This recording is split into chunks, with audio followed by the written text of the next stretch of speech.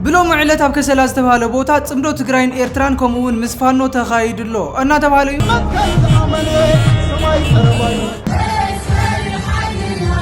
يا مارا إيرتران يتقرأي حزب ولد ما ماشي حزب وشناچو محرا يتقرأي نا إيرتران نا السودان نزينو من فراسوون أول سعيد حاري $1 مليون كنكفلكا 5 ولبو تزاري بلو $1 مليون كنبكا دحريو تصمدو قاريتين مخمسبلكا أتنسعر كنسعبلكا أينو دكتور أبي أحمد لو ما عندي جنرالات أكيد سرنجت ملختي عم حلالي فلو قدمي تصمدو مفراسو زخون يكون كينات كيجمرن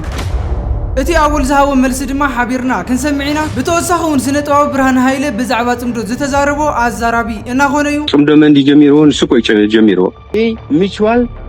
انترست يزركب تفطير الى اذا امن انا مسلطنونا حيال مغوت اتي ملو ما عندنا نغير كسلطنه الشعب يا مسدله انديت ولت حساب حاجه تايكونن ابزي اتطون بلا سلطنينا نزوم بسفيو حبيرنا كنرينا كالوت بلو معلت عزراربت زغونو فيديوهات ونيونا ودمي زعبازيو من كالوتن حبيرنا كنرينا كساناج دي موداتا مساناتنحو سلام تيرساكم كبرات تعذبتي نايز channel ببزلخمو سلامكم يبزح انا ولخو امنا لو معانت مدمنا انبار بلو معلت ابز محرم ديا بطعمي ازراربت زلو حبريتاتاتن فيديوهاتن يحيزه متي زلخو قدمي مدمنا مجمرنا ግን ነዝገዛዚ حدث ሰባት ተኾንኩም سبسكرايب بمغار ናይ ቻናልና ቤተሰብ ኹኑ ከምኡ ነዛ ቪዲዮ ላይክ ሼር በመጋር ጀምሩዋ ንቀጽል اسكي كم اتويت مدمنا كخوننا بلو معانت علت بطعمي ازرابيت خوينا زوعلت ناي قداي مستر ابي احمد حاده فيديو ني افت فيديو دما ابي احمد اندا ودقيا تري استي اتا فيديو حبرنا نريا ودمي ይሄን ዋነተው እንዳይፈልጋል ودمي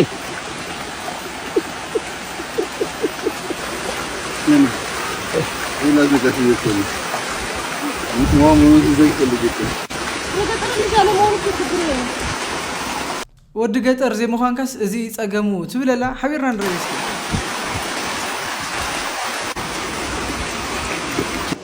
يازولي لتاريخ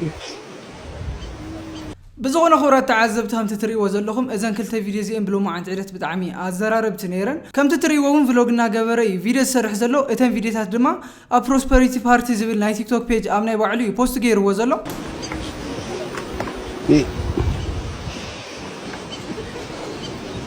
قال مجمرة لا يفرقان إلى إلى جزء فزاد على البيت يفرقان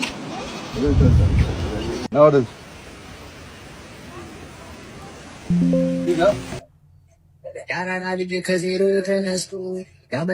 ما يتعلم بنجر لمكمل يميمش أسرار اللو وهو جن عندما تلاقيه فلوهان إيه فلوهان إنن فلوها سويش بقلالو أكسس ما لقين نشلو متأكد نشلو أرجع لموانيت غلاتشون لما مثات بالنامك هتشلاتشو لبزو بشتاوش فوسيونا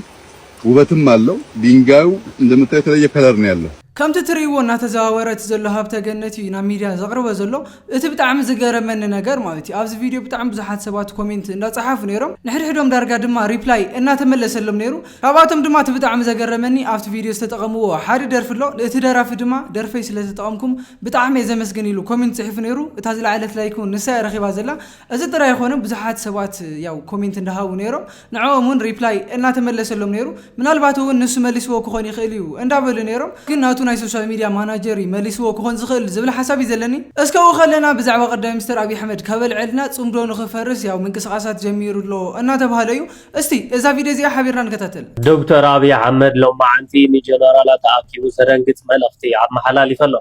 مجمري أسكي فلو بمقبار جمرو جنرالات أكيد زقوني يكون طرنت كي نجمر مجمري صمدو خنفرسو خنكللنا سلازي قدمي صمدو مفراسو زقوني يكون كينات كي جمرن بتنقا خد حزوه خد لكم زبل تبقي ملختي عم حلالي فلو الشغرات تعذبتي تحبرتها متسمعكم وي بلوم معنت علتون بوزح شيرنا تجبرت وعلالا اسكو خلينا بزعبات صمدو كابل علنا بلوم علتونا بكسلا زتبهاله بوتا صمدو تግራይን ኤርትራን ከምኡውን ምስፋኖ ገይሮሙለው እና ተባሃለይ بتعم بركت زبلا فيديوهاتون تزرغحن لوا ابز مدرخ زون اول سعيد حاده زربا تزاريب نيرو بتعمي ازرابون كوين نيرو اتزربا خا صمدو افرسومو 1 مليون دولار كنبكاينا يلوم حاتيتومني እና بل نيرو اتزاو مرسي حبيرنا كنسمعنا قدمي ግን እቲ صمدو تاي زمسل نيرو زبل حتر زبلا فيديوهات نيوارينا نملس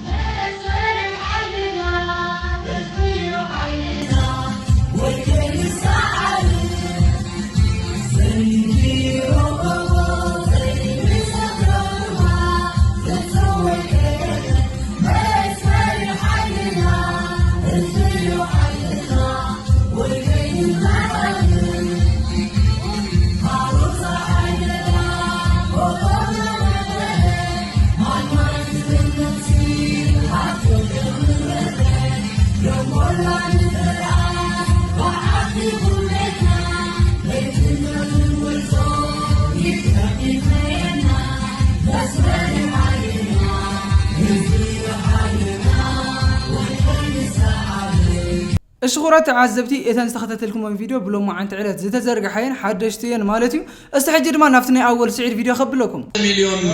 دولار كنبقى 500 شيخ حجي عبد خيا اكاونت ناي دبي كان اتولكا دحريو صمدو قاريصيل لكم سبلكا اتدسعر كنسعبلكا اينون اتقدمي تزغوركو ان صباحيتو لاند لاين تليفون ناي غزاي عليريا قلاي معلت خيرهم تخليت تزغوركو ام ميديا وتي انتاي كم دبولوني ناب حزبي اقالي اذن منتاي مسلكم حضرانا حزبي اشيت ايلوت انا صراحتني انا حزبي صمدو غدي فير لكم خبل كندز زهابونس انصار صمدون تزخون كندي متمونو لي مالتي وزبل تمرت كن تمايره اتوم انصار صمدو تطو يلوم دلو كندي انداتخفلو صرحكم دلو ما تمايره سلازي نحنا مفقر نسرح سلازلنا بناصاينا نسرح حزبي لي يخنا اقلقلت حزبينا اتعيزنا يدلنا علامه ما ايشيت ايلوت دقيمان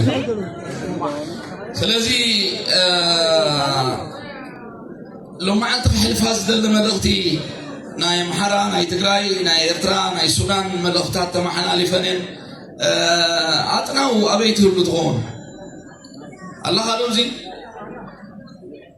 الله دي ابتي ورقوتو تعلو سلازي انتي ملغتي كاب ولقايتو كان علفالن ملغتي سوس لزغنا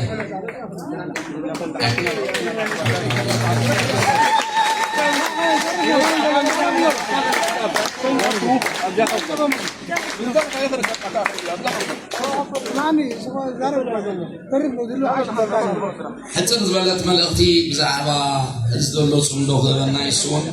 دحريو ملصوح namanya menata Senang. Halo, እንደምን አደራችሁ እንደምን ዋላችሁ የተከበራችሁ የከሰላ ከንቲባ አስተዳደርና ለመላው ሕዝብ እንኳን ለዚህ የተቀደሰና የተባረከ ቀን በሰላም አደረሳችሁ እላለሁ። ተከተል ማሳሰብ የምፈልገው እንኳን ለዚህ የተባረከና የተቀደሰ የሰላምና የፍቅር ቀን በሰላም አደረሳችሁ እላለሁ። በመቀጠል ይህንን የዚህ ጽምዶ የተሰኘ የመላው የአማራ የኤርትራ የትግራይ ህዝብ ወንድማማች ህዝቦች ናቸው። ከዚህ ቀደም የነበረው በትንሽ ቁርሾ ለብዙ ጊዜ በተጨናነቀና ብዙ ችግር አሳልፈናል። አሁን ግን ጽምዶ የተሰኘው የሰላም የፍቅር የአንድነት በዚህ በዓል በመገኘቴ ላቅ ያለ ክብር ምስጋና አቀርባለሁ።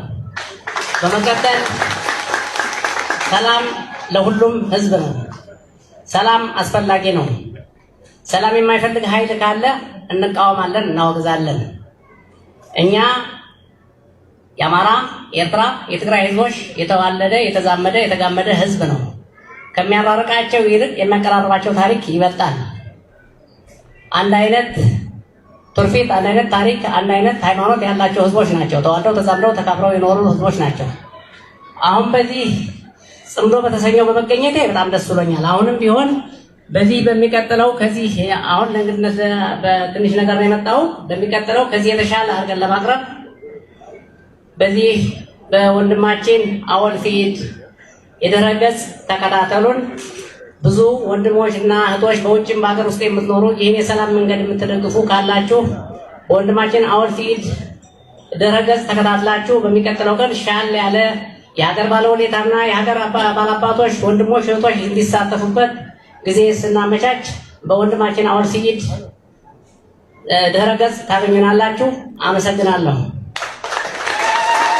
እሽኹራት ተዓዘብቲ ከምቲ ክንከታተሎ ዝፀናሕና እዚ ፅምዶ ኣብ መንጎ ትግራይን ኤርትራን ጥራይ ይኮነን ውዒሉ ዘሎ ከምቲ ዝረኣኽሞ እውን ናይ ፋኖ ወይ ከዓ ናይ ኣምሓራ ሓይልታት እውን ኣብቲ ቦታ ከም ዝተረኸቡ እዩ ዘርድአካ። እዚ ለኹራት ተዓዘብቲ ናብቲ ዝቕፅል ቪድዮ ድማ ክወስደኩም ስነ ጥበብ ብርሃን ሃይለ እውን ብዛዕባ ፅምዶ ዝበሎ ነገር እኒአ መሰልጠነ እውን ሓያል ሙግት ኣልዒሎም ኣለዎ ኣብዚ ጉዳይ። እስቲ ሕፅር ዝበለት ቪድዮ ኔቶሪና ንመለስ። ስማዕና ነገረካ ሰልጠነ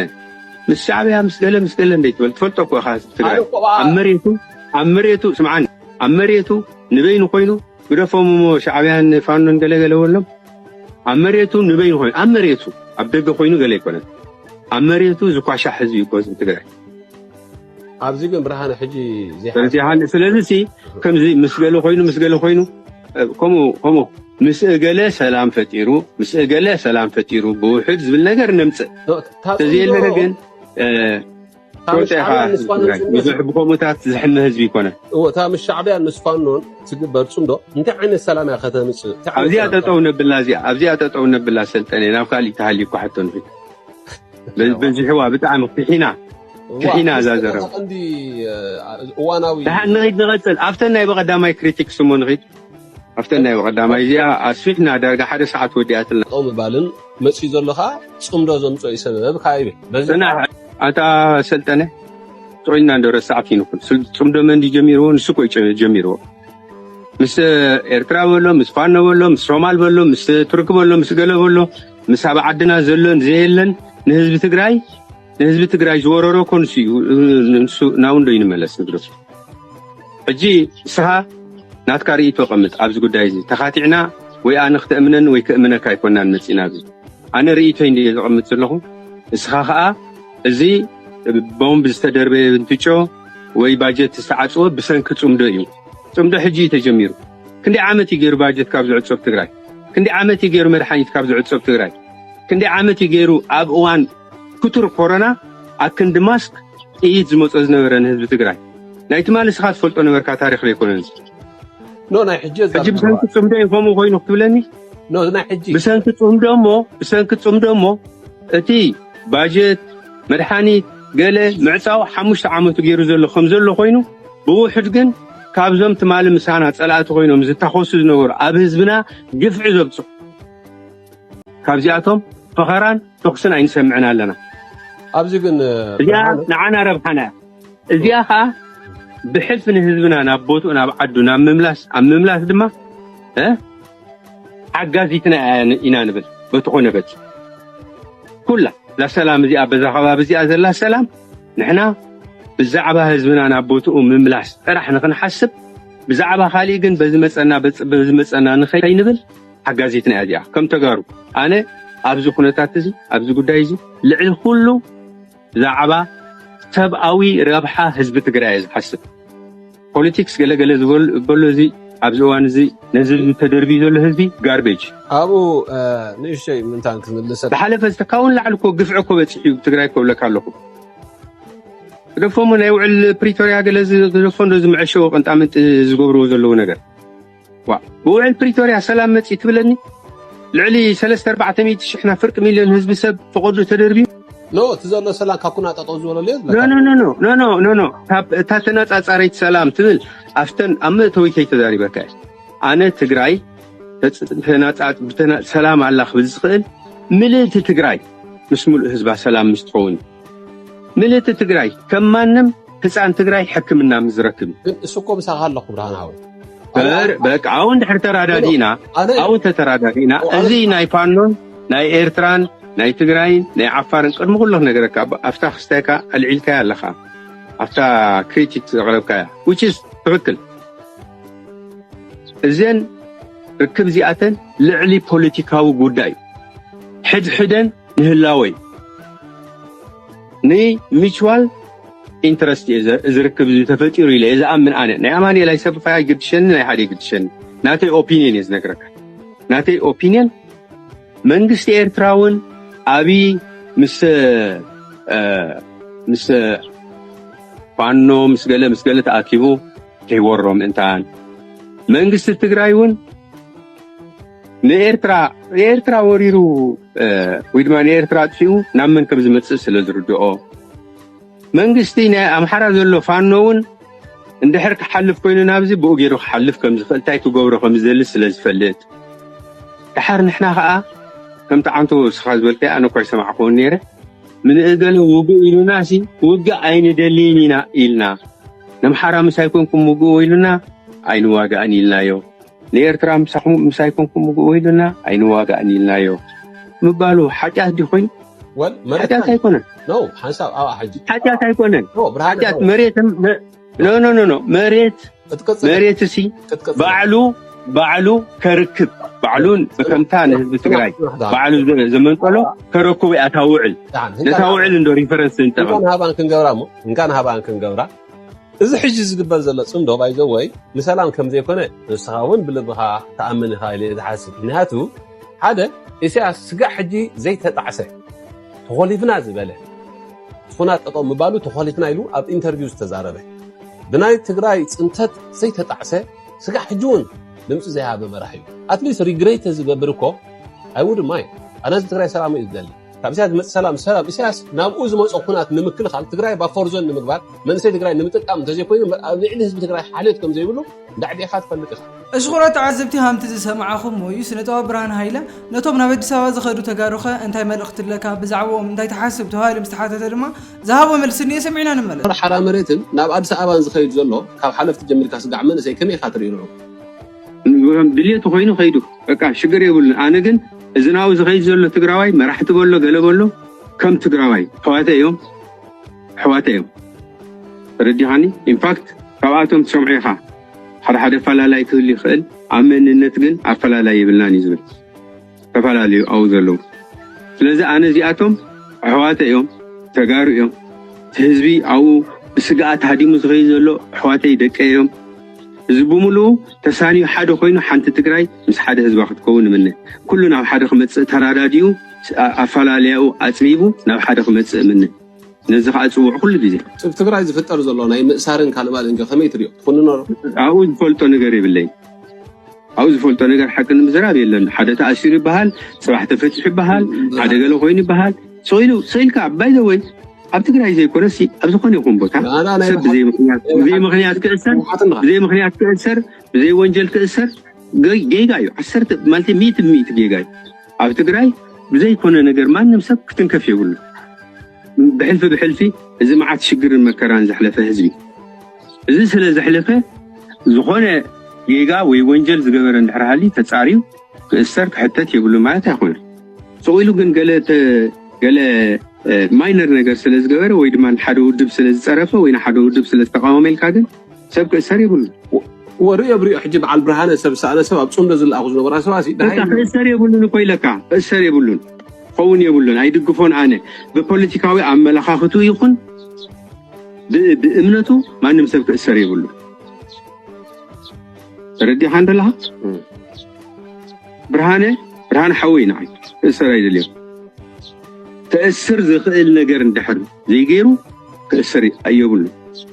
እሽኹራት ተዓዘብቲ ናይ ሎም መዓልቲ ቪድዮ እንተሳብ ሕጂ ዝተኸታተልኩማ ትመስል ነይራ እንተፈቲኹማ ላይክ ሼር ምግባርኩም ኣይትረስዑ እናበልኹ ኣብ ዝቕፅል ብኻሊእ ቪድዮ ተመሲና ክሳዕ ንራኸብ ሰሰናይ ንዓኹም ድሓንቀኒ ኢለይ ፒስ ኣውት